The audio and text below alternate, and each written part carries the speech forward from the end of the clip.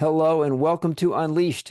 I'm your host, Will Bachman, and I'm delighted to welcome Shankar Ananth, who's an alum of McKinsey and Bain, and going to tell us about a pretty cool app that he's built called Micro Casing, a platform designed to help candidates make better, faster decisions and prep for consulting interviews. Shankar, welcome to the show. Glad to be here. So maybe, and I'll also mention to listeners that we're going to publish this as a podcast as audio only. So, but if you want to see what I'm looking at, we are going to post some screenshots of the app on the Umbrex website, and of course, you can go download it yourself. If you do want to see what I'm seeing, check the show notes and then click through to the Umbrex website. Shankar, before you start giving me the demo, just give us sort of the 1 minute on what's your background doing case interviews yourself or helping to coach people, and what led you to build this app? Yeah, absolutely. So I'm a consultant with 9 years of experience, and as Will mentioned, I've been to both McKinsey and Bain. And during those experiences, what it told me was pr- case prep is essentially very undermarked. So you have either you read from a book or you spend hundreds of dollars on one interview. So there needed to be something in between, which I felt as a candidate myself. That's why I went ahead and built this. Plus, I've been coaching for around 8 years. I've been a case coach as well. And I found this to be really useful to the students who basically reached out to me when I didn't have time to coach them. And this turned out to be a really useful tool. So I thought, why not make it public and accessible to everyone? Fantastic. All right, well, so this is the real target audience. I mean, it could be anybody who just wants to, improve their consultant type thinking, but it's probably particularly going to appeal to, people who are applying to consulting firms and have a case interview in front of them. Walk us through the app. Perfect.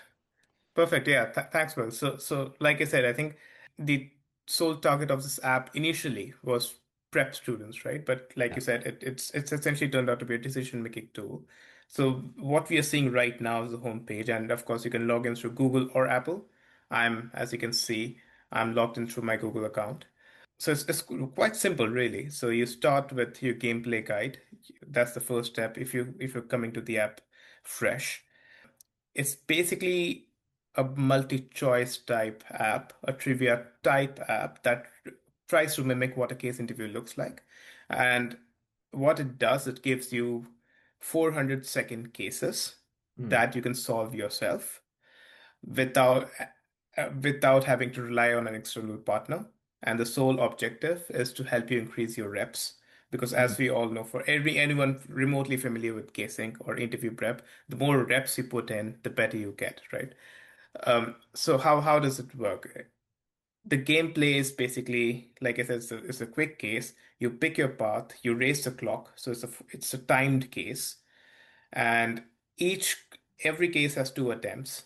And like a real life case, some questions may take you to rabbit holes, which are Hmm. basically, if you answer a question incorrectly in both attempts, you'll be forced to answer a couple of more questions that'll be related to the parent question, and then it'll take you back to the original flow, like it happens in a real life interview, right?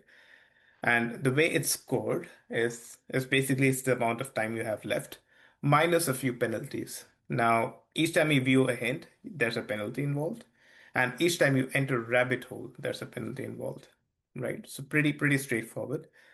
So the moment we click on let's go, then you have categories. So So let me read again, these off. So we have uh categories to choose from: market entry, growth strategy, profitability, market size, or M&A. So yes, you get to select a category among those. yes, correct. So then you have other features like leaderboard and profile, and I'll probably get into it a bit later, but let's maybe quickly get started off with a quick case. All right, So cool. so let's say growth strategy, right? And we keep on updating cases every week. Oh, So wow. you Okay. so every case is fresh. It's manually checked. So unlike a lot of other apps, what we do is we create those cases and we are personally responsible for each answer that goes through to make sure there's no like AI hallucinations involved, which are very common. Let me just describe what I'm seeing here. So I'm Hmm. seeing just within growth strategy. Mm-hmm. There's 13 cases. Yes. Each one, there's a name. It tells you what industry it is, what the difficulty level is, and the Mm-hmm. status is either completed or not started. And to give people a sense, we have one here for Quick Bite's next growth move, a food delivery Mm-hmm. industry, which was ranked as easy and not started. We have Paylink's growth push in Africa, which was a fintech industry, medium difficulty and completed. And Mm-hmm. we show the scores for the ones that have been completed. And the uh, so you can kind of select the case that you want to do, and you can see the ones you've done already. Um, okay. And it's Correct. 13 cases available, 10 completed. All right. That's that you completed them. Um, Yeah. all right. Cool. All right. Correct. Let's go to the next screen now. Perfect. So what we're saying is you simply click on Start Case and it'll move on to the next screen. The next screen is a kind of a fun one. What you see here is you pick a sidekick or you pick a coach. Basically, on the screen, you see a bunch of icons around different characters. Okay. And what they basically do is they give you tips or friendly hints throughout the case, depending on the character. That can be a British guy with very British jaunts, or it could be a very Dutch, someone very direct, or it could be a friendly. And you have the option of now selecting a coach as well. So it's something very optional. So let's say I select the average Uncle Joe or Uncle Bob. We on the screen we have around five coaches. So everyone based on a particular character, and we Okay. click on proceed to the case. All right. Now we start the case, and what you see on screen is basically the category that you have selected, the difficulty level. In this particular case, we have selected the harder case, All right. and the case is called Schofsphere's Growth Dilemma. We see case prompt and we see a clock at the bottom, Well, which reads, yeah, let's do it. I mean, it's 400 seconds, right? So maybe we should yeah, actually do a real case here. exactly. Okay, So, I can be the student. yeah. All right. So, So you have 400 seconds and all right. it waits for you to read the case prompt before it All right. starts clock down. All right. Let me read the case prompt. Okay. Yeah. ShopSphere is a large e-commerce platform operating in multiple countries, offering a wide range of products. Over the past year, revenue has grown by 12%, but profitability has declined due to rising customer acquisition costs and increasing discounting. User growth has slowed in core markets while engagement among existing users remains strong. Okay. The CEO wants to accelerate growth without further hurting profitability. You are asked to identify the best growth strategy. Okay. So let me just review this. Revenue's gone up 12%. Okay. Hmm. Profitability's gone down because it's getting more expensive to acquire customers, and we have been lowering prices. So even though we're lowering prices, volume has gone even up more than 12%, right? Because we've been discounting, but revenue's Hmm. grown, so volume has gone even more. User growth has slowed, but we're still growing users, okay? And engagement among existing users remains strong. Okay. We want to accelerate growth without hurting profitability. Okay. So let's proceed. Perfect. All right. So now the clock is ticking on me. Oh no. Yeah. All right. So, what is a critical clarification before identifying growth strategies? Number of employees? Nah, doesn't sound that relevant. Whether Yeah. growth should prioritize revenue, profit, or both? Well, they already said that they want to grow revenue without losing profit. I don't know. Office locations or competitor marketing spend? I mean, I don't think office locations, hmm, I don't know. I guess maybe competitor marketing spend. Uh, I'm probably going to get that one wrong, but that's what I'm going to guess. Try again. All right. Um, let's see. I don't know. Office locations kind of maybe is relevant if I'm thinking about what offices I want to grow in. Okay. Maybe it's time to move on. All right. Well, I got it wrong. Okay. What was the hint on that one? Maybe I get a hint. You can't go back I can't go in a back. I case don't even now. know. All right. So I'm losing, failing the case already. Which of the following framework best structures this growth problem? Okay. Customer growth minus engagement minus monetization. It's a hyphen. Yeah, joking Oh, like this. Yeah, equals. All right. yeah. Equals. Uh, all right. Profit equals revenue minus cost. Well, sure. Market size, entry mode, competition, assets, liabilities. I mean, I guess profit equals revenue minus cost because they're trying to increase profitability. So I go for that one. Try again. Well, I guess, I don't know, customer growth, engagement, monetization. That Do you seems, want to view the hint? yeah, sure. Let's get a hint. Think growth levers. Okay. Customer growth. Let's do that as the hint. That is correct. Let's move on. Okay. User data shows repeat purchase rates are increasing, but new user acquisition is declining. Okay, repeat purchase rates are going up, but new user acquisition is declining. What does this most likely imply? Well, let's see. I'll read off the options. So, Uh-huh. rising operational costs. No, that doesn't apply new user acquisition. Weak product market fit. No. Declining engagement. No, engagement is increasing.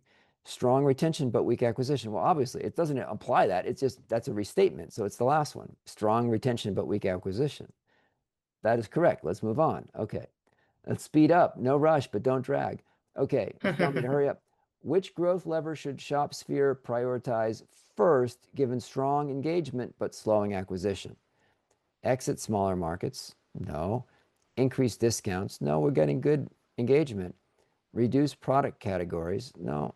Improve customer acquisition efficiency? Well, yeah, I'll do the last one, I think. Yeah. Oh, that's correct. Let's move on. Okay. ShopSphere is spending $50 per new customer while average revenue per user is $60. Oh my God, it's terrible. What is an important metric to evaluate? Four options. Number of competitors. Nah.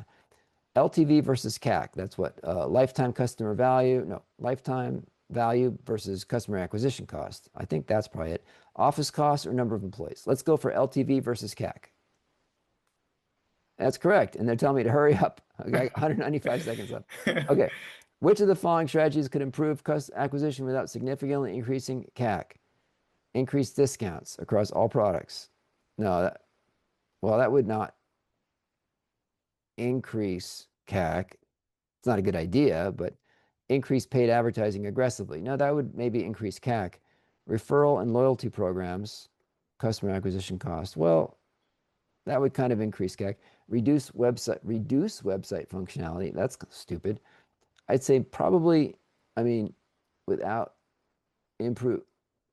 Well, I guess increased It's discounts across all products would improve acquisition, but it would hurt your profitability, but it wouldn't increase CAC. So maybe the first one. let's see. All right. I'll try again. Increase paid advertising. It doesn't make okay. I'll go for referral and loyalty programs, I suppose. Yeah, that's correct, but I disagree. I don't agree with Mm-hmm. that. Okay. ShopSphere is considering entering tier two cities where CAC is 30% lower, but ARPU is also 20% lower. What should evaluate? Where customer acquisition cost is lower, but revenue per unit is all. What should evaluate? Net impact on LTV CAC ratio. Yeah, office cost, number of employees, warehouse size. Let's go for the first one. Okay, that's correct. Hurry up. If CAC reduces to 35 and ARPU reduces to 48, what happens to unit economics compared to the original 50 versus 60? Well, it's I mean, one sixth of that. It I think it goes it's better, right? Like one-sixth of 35 is $6. Yeah, it's better. What it improves. I'll go for that. Improves. Yeah. Okay. Which risk could most undermine growth in new markets? So we have lower willingness to spend, higher office rent, lower employee count, fewer competitors. I'm going to go for the first one, lower willingness to spend. Yes, that's correct. Okay, next one. Final recommendation, improve acquisition efficiency via referrals and selective expansion into lower CAC markets while maintaining unit economics discipline. And then that sounds good. Increase discounts aggressively? No. Focus on only existing users? No. Exit new markets? No. Let's go for the first one. All right, submit. All right, here's my result. I got um, my score was 37 out of 400, and a passing score is 280. So I was thinking I was doing all right because I finished in time, but it was not a very good score because I got that one wrong or a couple. I got a couple wrong, and I was slow. So, all right. So Will Bachman has to go back to school 'cause I'm going to fail my case interview per this app. All right. Well, it's a good thing I don't have to apply to McKinsey anymore. But all right. So that was kind of fun, and it does it. We didn't do it, but does it tell you now? Like, if we view the summary, does it tell you? Does it Yeah. remind you? Yeah. Hey, here's what you. Let's take a look at the summary. Yeah, so just before that, just a quick thing around the 37 points, right? Because I know we were talking it out loud, so we probably lost a lot of time. Yeah, yeah, But yeah. generally, when we test it with students, right? Because the amount of time everyone takes to do a question is perhaps like one third of what we did because we were discussing the question, talking it out loud, and because it's also the harder level, right? Yeah, And there are like a few negative points for each time you view a hint or things like that. That's why the yeah. scoring is a bit lopsided. But yeah, so if I click on summary, I think this page, just to describe this page, it shows you what the All case right. was, what the difficulty was, what the Yeah, pass score is. yeah. If I click on view summary, Oh, okay. it'll show you two scores. There's a category readiness score, which is called which on the screen that you see is Yeah. 52. It indicates it's progressing. And Yeah. there's the overall readiness score, which is the overall preparedness level. All right. So there's a bunch of metrics. I'll probably go through them very quickly. So Yeah. what this tells you is this indicates the growth strategy readiness score indicates the progress in this particular category, calculated using your Ah, consistency, accuracy, and spread. And the overall readiness score gives you the overall progress using similar metrics. And the way to improve these scores is basically have a balanced progression or keep doing balanced cases across all these categories. sure. And going further, there's another case breakdown which tells you that, and now each question, as you may have noticed, was across frameworks, calculations, brainstorming, synthesis, and data interpretation. It Right. tells you how you did across all these sections. Uh-huh. And then finally, there's a review of performance which tells you how you did. So if you remember, we got the first few questions a bit. We were a bit vague in the first few questions. Yeah. So it says that the framework is a bit sketchy, but we did really well in all those calculations or data interpretation questions. Hmm. So in this case, it tells you that it's great answers with a single hint, but the framework clarity tipped. And it also gives you a summary of your performance in the last few cases, the last Mm. five cases to be specific. And it tells you that you're good with math and synthesis, but frameworks and data interpretation are slightly that we need to focus on. Yeah, so it gives you some feedback. Let's Yes. click on that view all hints button. Let's take a look at Uh-huh. all the hints that I didn't see. Mm-hmm. All right. So this is a define success. Okay. Oh, okay. See, I thought we had Mm-hmm. already defined success, so that's why I didn't Mm-hmm. answer that one. All right. Okay. Let's next one. All right. I think this Which the was, font? Think oh, growth rate, sorry. think funnel. All Uh-huh. right. Yeah. So it's giving you hints. All right. Mm-hmm. Very nice. Mm-hmm. All right. Think funnel. It's giving you hints about each question. All right. Very nice. So yeah, I can see how this would be. It's kind of fun to do. It's gamifying the study of it Mm-hmm. and the practice, and it gets you thinking fast. So it's kind of fun. Now tell us, how are you creating these cases and also, validating that the answers are correct? Yes, absolutely. So as I understand this, so cases is still pretty subjective, right? So so I have a couple of other people from BCG as well who Mm, are also like have been case coaches like me. mm, So the way we have a particular AI tool that we have developed, we have trained it across different categories, and we have a particular JSON structure that we use, and we create those cases. And then we manually check between the three of us. We do three quality reviews. And we realize that some questions, there could still be a potential check that, let's say, for example, you did not agree with some of the answers, right? So we are also coming up with a potential, a disagree button on the question just for us to know if someone agrees or disagrees with an mm, answer. It's always going to be up for debate. But yeah, I think that's the quality review process. So mm. there's an AI driven review. Then there's three manual checks between me and two other buddies that I have from Yeah. who are BCG. So yeah, so and given all we have around 60 plus cases in this app across all categories, so we make Yeah. sure that every question and every answer is quite rigorously checked. All right. Amazing.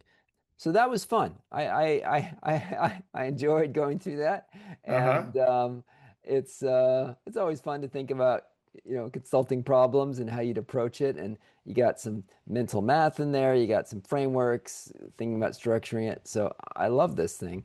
Um, and it looks like you have a leaderboard. Is that something you're already launched or introducing so you can kind of compare your progress against other folks?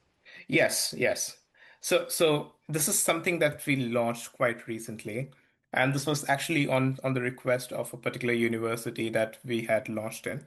They Yeah. said that they wanted to, it was great playing with the system, but they wanted to compete against themselves. Right. So what we did was we launched a leaderboard for the overall category, if you, Uh-huh. and category wise.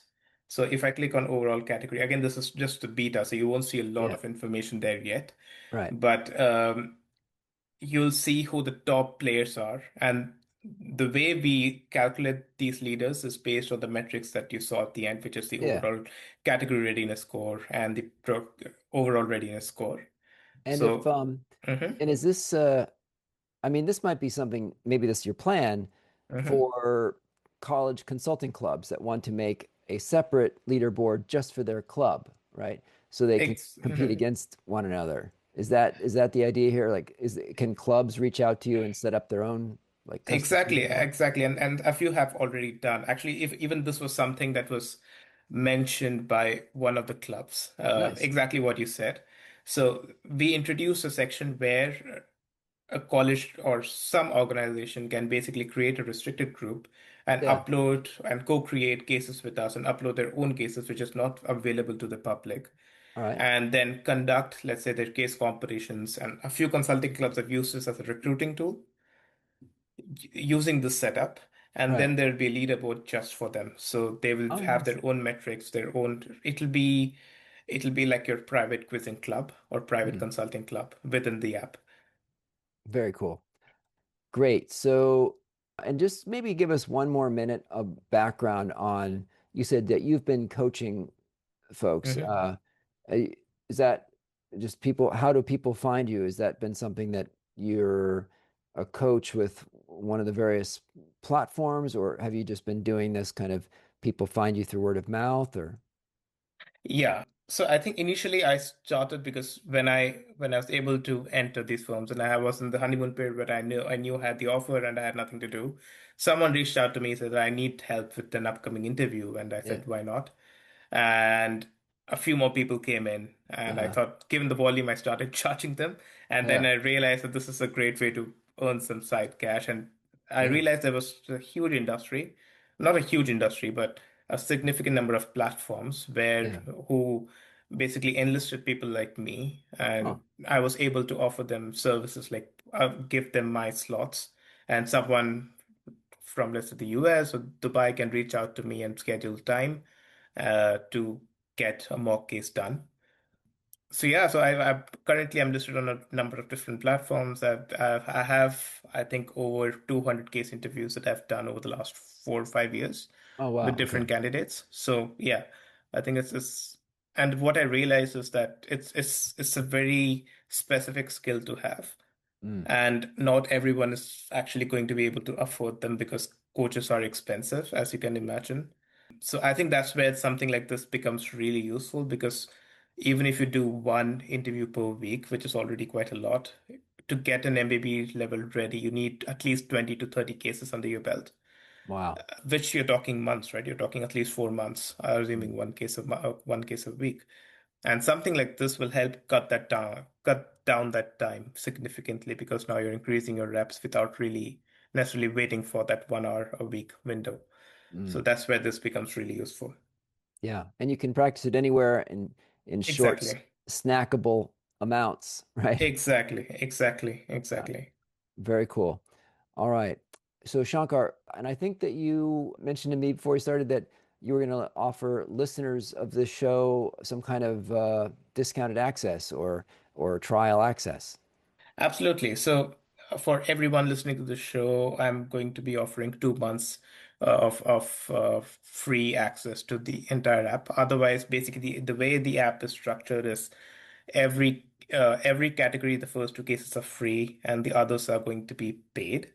But yeah, to all the listeners to this particular podcast, you'll get 2 months exclusively off for the on the entire app, so you can access all the cases. There are over 60 of them at this point, and we keep launching new features almost every week. Um, so yeah, very happy to do that. Okay, great. So we'll include, I think, a link in the show notes for people Hmm. to get access to that, or if there's a discount code. So we'll include instructions in the show notes on how to take advantage of that generous Hmm. offer.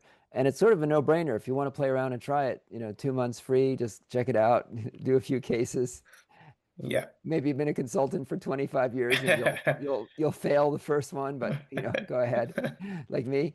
Shankar, this was a lot of fun. Congrats on building this thing. I mean, it's really nicely built. It's fun to go through. So thank you for sharing this. Yeah, happy to do that.